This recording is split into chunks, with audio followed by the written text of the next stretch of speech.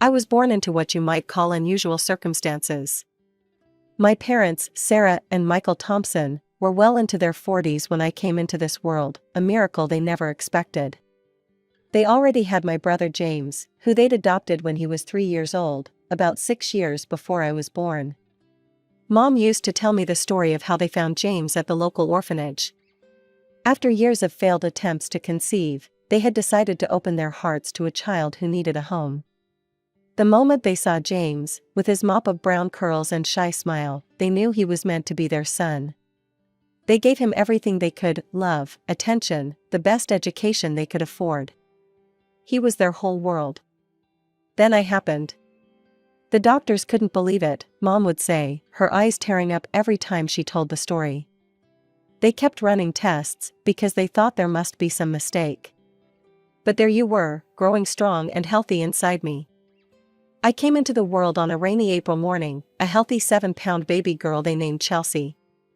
Dad said he'd never seen Mom cry so much as she did when she first held me.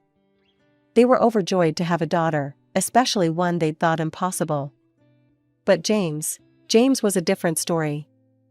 I remember one of my earliest memories, probably when I was around 3. I was toddling after James in our backyard, my chubby legs struggling to keep up with his longer strides. "Jamie, wait for me," I called out, using the nickname he hated. He whirled around, his face twisted with anger. "Stop following me. And don't call me Jamie." "But I want to play with you," I said, my lower lip trembling. "Well, I don't want to play with you. Why don't you go bother Mom and Dad? They love having their precious little miracle around." I didn't understand then why he was so angry. In my innocent mind, he was my big brother, and I loved him unconditionally. I thought that's just how it worked: you love your family, and they love you back. Mom and Dad tried their best to manage the situation. They made sure to give James just as much attention as they gave me, if not more. When they bought me new clothes, they bought him something too. When they took me to the park, they made sure to schedule something special for James as well. "James, honey," I once overheard Mom saying through his bedroom door, "Chelsea's your sister. She loves you so much. Can't you try to?" "She's not my sister," James had shouted back. "She's just the kid you had when you decided I wasn't enough." When I was 4, things at home went from bad to worse. I remember sitting at the bottom of our stairs one evening, clutching my stuffed rabbit, while another one of James's explosions shook our house. "I'm not going to some shrink," James's voice boomed through the hallway. "You think I'm crazy now? Is that it?" "Nobody thinks you're crazy, sweetheart," Mom's voice was gentle, but strained. "We just want to help you work through your feelings. Dr. Anderson is really nice, she—" "Oh sure," James cut her off. "Ship the adopted kid off to therapy while your real daughter gets to stay home. That's what this is really about, isn't it?" I heard Dad's heavy sigh. "Son, this has nothing to do with Chelsea. We're worried about you. You've been so angry lately." "Of course I'm angry." Something crashed against the wall, probably one of the framed photos Mom loved so much. "You got your perfect little biological child now, so why do you even need me around? Why don't you just send me back?" "James, please," Mom was crying now. "We love you just as much as we love Chelsea. You're our son." "Liar. I'm not your son, I'm just some kid you picked up when you couldn't have your own." I heard footsteps thundering up the stairs and pressed myself against the wall. James stormed past me like I wasn't even there, his face red with rage. His bedroom door slammed so hard the whole house seemed to shake. That became our new normal. Every little thing set James off. When Mom bought me new shoes for kindergarten, she made sure to get him an expensive new backpack for middle school. But he threw it across the room, claiming she'd spent more on my shoes. Even when they tried to include me in his life, it backfired. They took me to his basketball games, thinking it would help us bond as siblings. Instead, he'd get furious if I cheered for him. "Stop bringing her," he yelled after one game. "She's ruining everything. Everyone's looking at her instead of watching me play." I remember one particularly bad day when Mom got us both ice cream cones. Mine had sprinkles on it, and James's didn't, not because Mom hadn't offered, but because he'd said he didn't want any. 5 minutes later, he was having a meltdown about how they always gave me extra special treatment. These episodes would end the same way. James would lock himself in his room, sometimes for days. Mom would leave trays of food outside his door, which he'd only retrieve late at night when he thought we were all asleep. I'd hear him sometimes, padding down the hallway like a ghost. During these silent periods, our house felt like it was holding its breath. Mom would cry when she thought I couldn't see her. Dad would stand outside James's door for long minutes, his hand raised to knock, before walking away without making a sound. And I, not fully understanding what was happening but knowing somehow that I was part of the problem, tried to make myself as small and quiet as possible. I was 6 years old when Aunt Martha died. I didn't know her well. She was Mom's aunt who lived several hours away, but her death threw our family into chaos in a way none of us expected. "We have to leave right now," Mom said, hurriedly packing an overnight bag. "James, you're old enough to watch Chelsea for one day. We'll be back late tonight." James rolled his eyes, but nodded. "Whatever." "There's food in the fridge," Dad added, checking his wallet. "And both our cell numbers are on the kitchen board. Call if anything happens." I know, James muttered. "I'm 15, not stupid." I watched from the window as their car pulled away. James waited exactly 3 minutes after they left, before grabbing his jacket. "Where are you going?" I asked, my voice small. "Out. Don't touch my stuff." He was already heading for the door. But Mom and Dad said. "Mom and Dad say a lot of things," he sneered. "Just watch TV or whatever. And don't tell them I left or you'll be sorry." The door slammed behind him, and suddenly I was alone in our big house. At first, I tried to be brave. I watched cartoons, ate the sandwich Mom had left in the fridge, and played with my dolls. But as the hours ticked by and the sun started to set, fear crept in. The shadows grew longer. Every creak of the house made me jump. I tried calling James's cell phone, but it went straight to voicemail. By the time darkness fell completely, I was terrified. I huddled on the couch, wrapped in a blanket, crying quietly and watching the front door.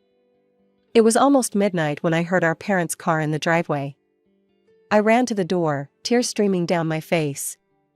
"Chelsea," Mom scooped me up. "What's wrong? Where's James?" He left," I sobbed. "Right after you did." I was so scared. Dad's face turned a shade of red I'd never seen before. "He left you alone? All day?" James didn't come home until the next morning, swaggering in like nothing had happened. He found Mom and Dad waiting in the kitchen, their faces grim. "Where were you?" Dad's voice was deadly quiet. James shrugged. "With friends. We trusted you," Mom's voice cracked. "Your sister could have been hurt." "Oh, here we go again." James threw up his hands. "Everything's about precious Chelsea. She's fine, isn't she? Stop treating me like a criminal." The punishment came swift, grounded for a month, no phone, no friends. But James had one more card to play. 2 days later, a woman from Child Protective Services showed up at our door. James had filed a complaint, claiming our parents were abusive and favored me over him. I remember sitting in my room, listening to the woman interviewing Mom and Dad in the living room. The investigation didn't find any evidence of mistreatment, how could it? But the damage was done. Mom cried for days, and Dad walked around like a ghost, the betrayal written deep in the lines of his face. Everything changed the summer James turned 16. I remember the exact moment. He burst into the kitchen during dinner, his phone clutched in his trembling hand. "They found me," he announced, his voice cracking. "My real parents." Mom's fork clattered against her plate. Dad reached for her hand under the table. "They sent me a message," James continued, practically vibrating with excitement. "They said they made a mistake giving me up. They want to meet me." Are you sure that's what you want? Dad asked carefully. Of course it is. They're my actual parents. I watched Mom flinch at the word actual, but she forced a smile. If that's what you want, we'll support you. The first meeting was arranged at a local restaurant. James came home practically floating. They're loaded, he announced. Like, seriously rich. They own 3 companies. That was just the beginning. Suddenly, James was sporting the latest iPhone. A week later, a brand new gaming console appeared in his room. Then came the car, a shiny red Mercedes that he parked ostentatiously in our driveway. Must be nice having parents who can afford decent gifts, he sneered at Mom one morning when she commented on his new designer shoes. James, Dad warned, but James cut him off. What? It's true. Look at this place, he gestured around our comfortable but modest home. It's practically a slum compared to their house. Did you know they have a pool? And a home theater? The comments got crueler, more deliberate. He started calling our parents the old folks or the poverty patrol. Every conversation became an opportunity to compare our life unfavorably to his biological parents' wealth. God, can't you even afford real orange juice? He'd complain at breakfast. My real mom gets everything organic. Then came that final night. James didn't come home for dinner. Mom kept calling his phone while Dad paced the living room. They were still up at 3 a.m. when he finally strolled in. Where have you been? Mom jumped up. We were worried sick. James's face twisted into a smirk. At my parents' house. My real parents. We are your real, Dad started. No, you're not, James cut him off coldly. And I'm done pretending. I'm moving in with them. Mom stumbled back like she'd been slapped. What? You heard me. They can give me a real life, not this pathetic excuse for one. I'm sick of living in this dump. Sick of pretending to care about your precious little miracle child. He glanced at me with disgust. I don't need hand-me-down parents or a fake sister anymore. The next few weeks were a blur of court appearances and social workers. James's biological parents had money and good lawyers. They argued that James was old enough to choose where he wanted to live. The judge agreed. On moving day, James packed his things efficiently, like he couldn't wait to leave. Mom tried to hug him goodbye. He stepped around her like she was furniture. Dad stood in the doorway, looking old and defeated. James, he said softly. You'll always have a home here. But James was already walking to his Mercedes, not looking back. He didn't say goodbye. He didn't even close the front door behind him. Life went on after James left, but there was always something missing in our house, like a phantom limb that still ached even though it wasn't there anymore. Mom would set 4 places at the table sometimes, then quietly remove the extra plate when she caught herself. Dad would pause while telling stories, carefully editing out the parts that involved James. Every holiday, without fail, they'd try to reach out. I'd watch Mom carefully selecting Christmas cards, spending hours writing personal messages inside. Maybe this year, she'd whisper, sealing each envelope with trembling fingers. The cards would disappear into the void of silence James had created around himself. Birthday cards met the same fate. So did the graduation card they sent to his last known address, and the letter Mom wrote when Dad had his minor heart surgery. One night, during my junior year of high school, I was heading to the kitchen for a glass of water when I heard Mom crying in their bedroom. He's blocked us, Michael, she sobbed. I tried calling from Mary's phone, but that number's disconnected too. I can't even see his Facebook page anymore. I just want to know if he's okay. Just to know he's alive and... My friend's older sister let me use her Facebook account the next day. James's profile wasn't hard to find, he'd become quite the social media star in his wealthy new life. His latest post made my stomach turn. Finally cleaned out the last of my old contacts. No more deadweight from the past. Don't need any reminders of those poor old folks who kept me around until they had their own kid. Time to live my real life with my real family. Best decision ever, living my best life. The photos showed him on tropical vacations, posing next to expensive cars, partying in exclusive clubs. In every shot, he was smiling wider than he ever had in our family photos. I never told Mom and Dad about the post. They were carrying enough pain already. The years slipped by. I graduated high school with honors. Mom and Dad made up for James's absence by cheering loud enough for 3 people. I got accepted to college, packed up my room, and prepared to start my own life. Dad had recovered well from his heart surgery, though he'd finally retired from the accounting firm. They were settling into a quieter life, volunteering at the local library, taking evening walks, doting on the neighbors' grandkids. Sometimes I wondered about James. Not often, I'd trained myself not to. But occasionally, I'd catch myself wondering if he ever regretted his choice, if he ever missed the people who'd loved him before he had access to credit cards and luxury cars. 10 years had passed since he'd walked out our front door. I understood more than I had as a child, about adoption, about trauma, about the complicated tangles of family and belonging. But understanding didn't make it hurt any less. Understanding didn't erase the way Mom still glanced at the phone sometimes, hoping it would ring.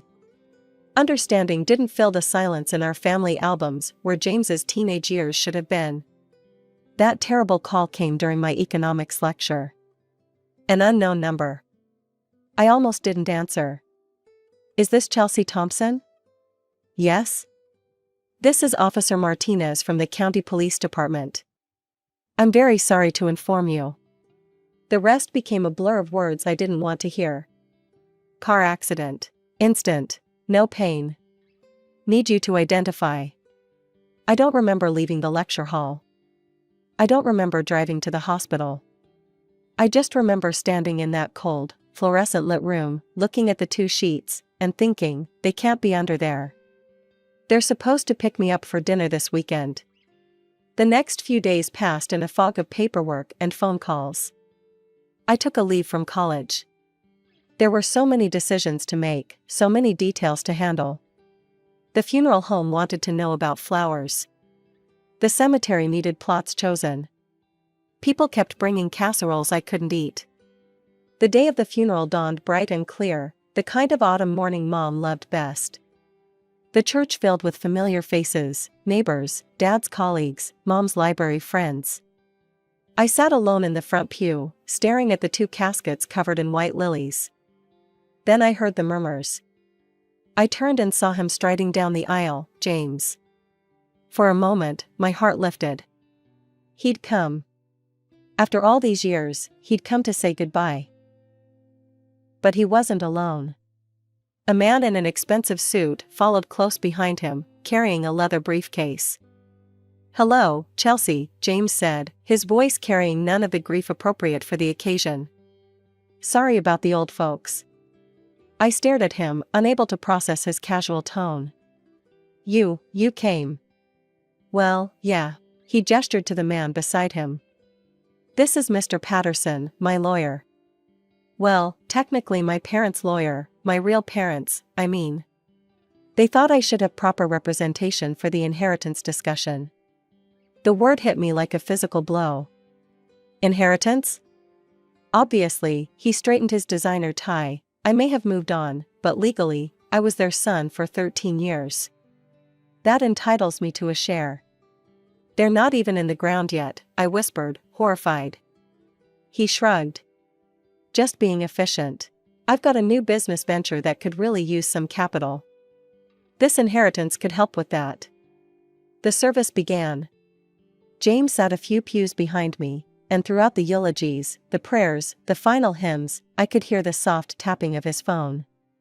When I glanced back once, he was smiling at his screen, completely disconnected from the fact that the people who had raised him, who had loved him unconditionally, were lying in caskets mere feet away. Mom and Dad had taught me that love was patient, love was kind. But watching James tap away on his phone during their funeral, occasionally smirking at whatever message he was sending, I learned that love could also break your heart. The house felt empty when we returned after the funeral.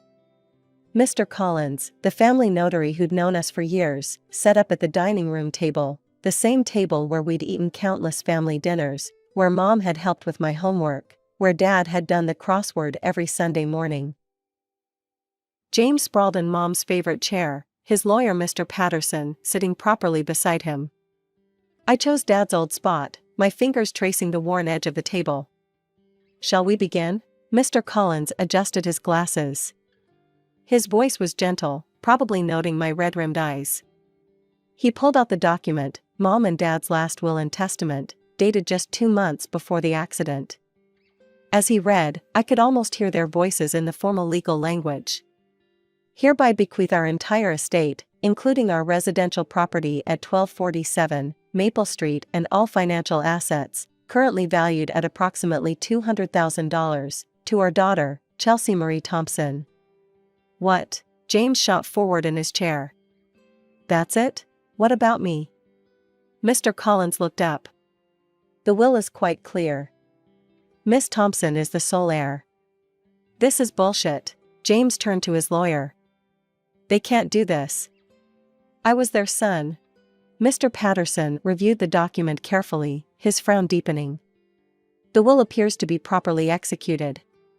Given that you legally terminated your relationship with the Thompsons when you chose to return to your biological parents' custody, I'm afraid we don't have grounds to contest."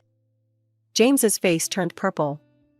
Though senile, worthless, he launched into a stream of obscenities about Mom and Dad that made me feel physically ill. Even Mr. Patterson looked uncomfortable, shifting in his seat and avoiding eye contact with his client. Mr. Thompson, Mr. Collins, cleared his throat, interrupting James's tirade. "There is one more thing. Your parents left a letter for Chelsea." He pulled out an envelope, yellowed slightly at the edges.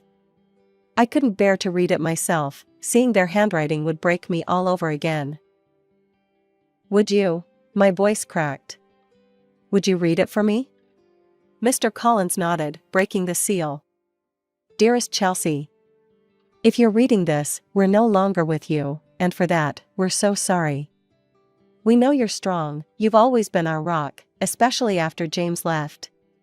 But you're also kind, perhaps the kindest person we've ever known. Everything we have is yours now. The house where we made so many memories, the savings we put aside for your future, it's all in your hands. We trust your judgment completely. But we have one last hope. If James ever finds his way back to us, if he comes to say goodbye and shows that somewhere inside him is still the boy we loved so much, we ask you to consider sharing this inheritance with him. This is entirely your choice, we would never presume to tell you what to do. You'll know in your heart if he deserves this chance. We love you, sweetheart. We love both of you, always have, always will. Mom and Dad." I watched as the color drained from James's face. For the first time since he'd walked into the funeral, his carefully constructed facade cracked. "Chelsea," his voice suddenly turned soft, pleading. "I didn't mean what I said before. About Mom and Dad. I was just upset, you know how it is. The shock of losing them." I stared at him, seeing clearly for the first time not the brother I'd once adored, but the stranger he'd become. "They were such good people," he continued, his voice thick with fake emotion. "And you're right, they did raise me. Maybe we could honor their memory by investing in my new business venture? I'm sure they would have wanted." "Stop," my voice was quiet but firm. "Just stop." He blinked, thrown off script. "Mr. Collins," I turned to the notary, "the letter says this decision is voluntary, correct?" "Absolutely," he nodded. "The choice is entirely yours, Miss Thompson." I stood up, my legs steady, despite the emotional earthquake of the day. "Then my answer is no. You showed exactly who you are today, James. You couldn't even put down your phone during their funeral. You called them worthless before their bodies were cold. But they loved you until their last breath," I continued, my voice breaking slightly. "They still hoped you'd find your way back to being the person they raised you to be. But that person is gone, isn't he? If he ever existed at all." I walked to the front door and opened it. Please leave. Don't come back. Don't try to contact me. James's face darkened. You self-righteous little. Mr. Thompson, his lawyer cut in sharply, gripping his arm. I advise against any further comments. They could be considered harassment, which would have legal consequences. James yanked his arm free, but the threat of legal trouble finally silenced him. He stormed out, his expensive shoes clicking on our worn porch steps one last time. The door slammed so hard that Mom's favorite wind chimes tinkled in protest. That was 3 years ago. I finished college with honors, the degree Mom and Dad had always dreamed of seeing me earn. I kept their house, but rent it out now. Too many memories make it hard to live there yet. The inheritance money is carefully invested, just like Dad would have wanted. Sometimes people ask if I regret my decision. I don't. Mom and Dad's last letter wasn't really about money, it was about choice. They chose to love James, even after he rejected them. They chose to hope, even when hope seemed foolish. And in the end, they chose to trust me to make the right decision. I don't know what happened to James. I don't check his social media anymore. I don't ask about him when I occasionally run into his biological parents at the grocery store. Some doors, once closed, should stay that way. But I keep Mom and Dad's letter, tucked away in my desk. Not because I doubt my choice, but because it reminds me of what they taught me about love, that it's patient and kind, yes, but also that real love requires truth. And sometimes, the truest form of love is knowing when to let go.